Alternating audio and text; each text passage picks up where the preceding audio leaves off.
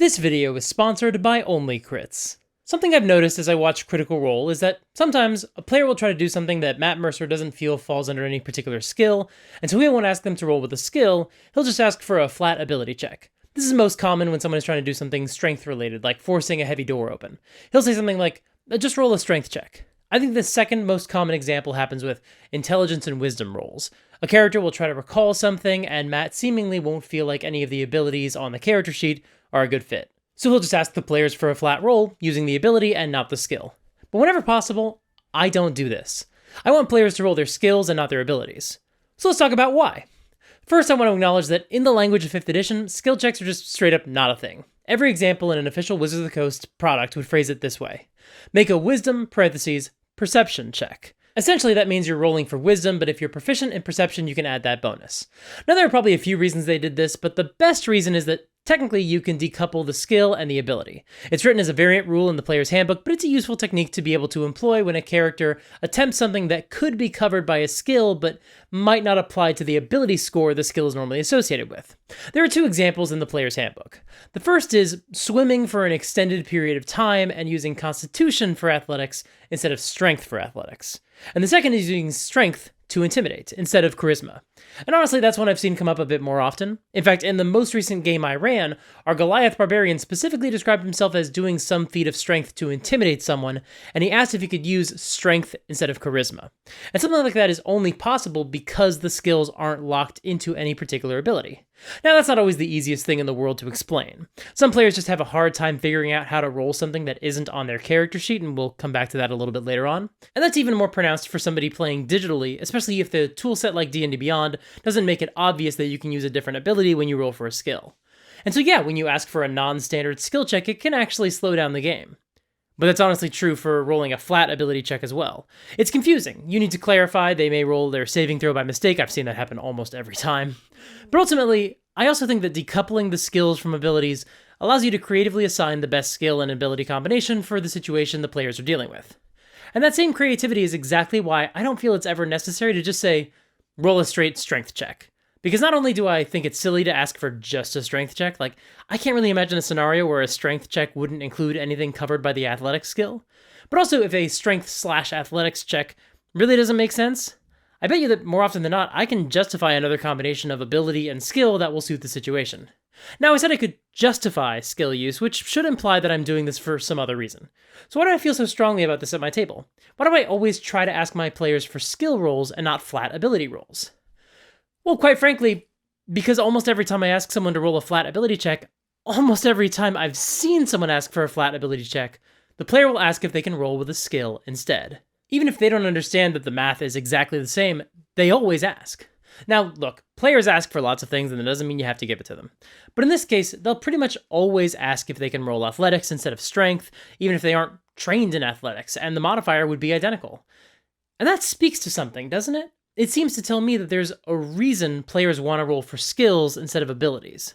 Now, I suspect the answer might not be the same for every player, but I bet for a lot of players, they just see the list of skills taking up such a prominent position on the character sheets, and they want to use them. This is the old, when all you have is a hammer, everything looks like a nail phenomenon. We spend so much of the time in our games calling for skill checks in some form or another, so when we do ask for a flat ability check, it just seems strange to them. They want to go back to the system they know, where they can look at one of their skills and roll for that, because we trained them to treat the game that way. I suppose if you actually do call for rolls the way the book suggests, with a focus on the ability and not the skill, and if your players actually fully understand the math that goes into each of their skills, then you might not have this same problem.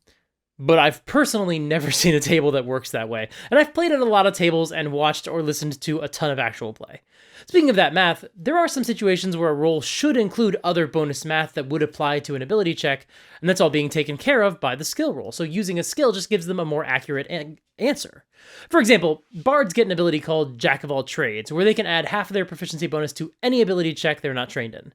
When you ask for a flat ability check, then that bonus would apply. But the player might not realize that or remember that bonus because it's been folded into their character sheet such a long time ago. So they might legitimately wind up with a lower total than they're supposed to have. But here's the thing. Sometimes I get the feeling that when someone like Matt Mercer asks for a flat ability roll, it's because they don't think this is something that the players would be proficient in because it's something that's outside of their area of expertise. And so in that scenario, what if you do ask for a skill and not a flat ability check, and then it turns out to be a skill they're proficient in? Or maybe they're even a bard or a rogue with expertise, so they get double proficiency. What do you do then? Well, if you're me, then whatever, you just let them roll. Because like so many things we talk about when discussing D&D, this isn't just about running a more efficient game, although asking for a skill roll is always faster than calling for an ability check. And it's not just about giving your players what they want, it's also about tone. See, I can't speak for every reason somebody might ask for a flat ability check, but I can tell you why I almost never call for them. Because I want players to be able to use their proficiencies and their expertise. I want them to be able to use their skills. Because 5e is essentially a game about power creep. It's a power fantasy where you start as a low-level chump, you quickly graduate to a heroic fantasy character, and then you gradually ascend to near demigod levels of power. So to tell a level 10 fighter, no, you can't add your proficiency for athletics when you try to break down this door because this isn't the kind of athletics you were trained in, not only does that not make any sense to me, like why wouldn't that be an athletics roll other than the fact that you just don't want them to add their bonus, but to me it also goes against the intended playstyle of 5th edition D&D.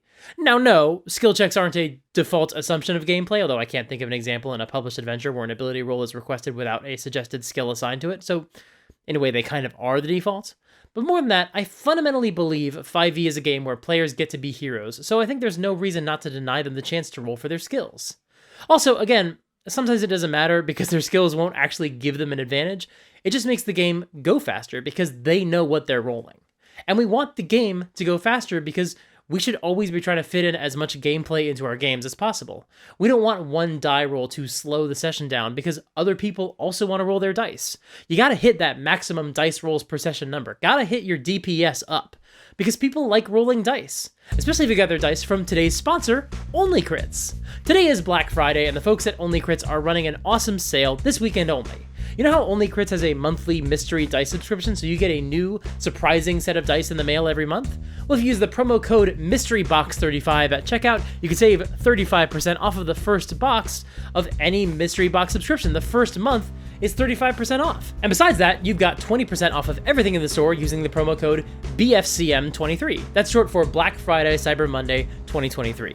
Also, since Only Crits has 5e adventures available on their website, those adventures are 75% off this weekend. And they're giving out a new free adventure every day between now and Monday, so just visit the website every day and you'll get a new adventure for free. Thank you so much to Only Crits for sponsoring this video. Now, I've said throughout this video that I prefer to have people roll skills whenever possible, but I'm sure there are exceptions. In fact, there might be some feature in the game, maybe a class ability or a monster power or a magic item, that specifically asks for a flat skill check. I don't know. But through most normal interactions players have with the game world, I like to ask them to use skills instead, because it makes them feel like they're using the tools they've put time into learning and improving. It makes gameplay go faster, and I think asking people to roll abilities without skills is just an arbitrary way to enhance the difficulty of the game when it's not really needed. But that's just my opinion, and so I would like to know, what do you think? Do you ever have the players roll for their abilities without adding a skill bonus? If so, why? Or maybe you've changed your mind on this subject. Maybe you used to do it my way and then you stopped, or vice versa. The point is, I would love to hear from you. If you like this video, please like the video, share it with a friend, subscribe, and ring the bell.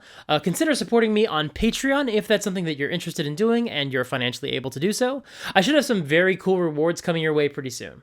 Join my Discord server to hang out with other awesome people and sign up for my newsletter to stay informed when I launch some of those awesome cool rewards I mentioned. If you didn't see it yet, check out my latest Critical Role Demystified episode. My next 4 videos are all inspired by the events of that session, so check it out if you haven't already. Until next time, play fair and have fun.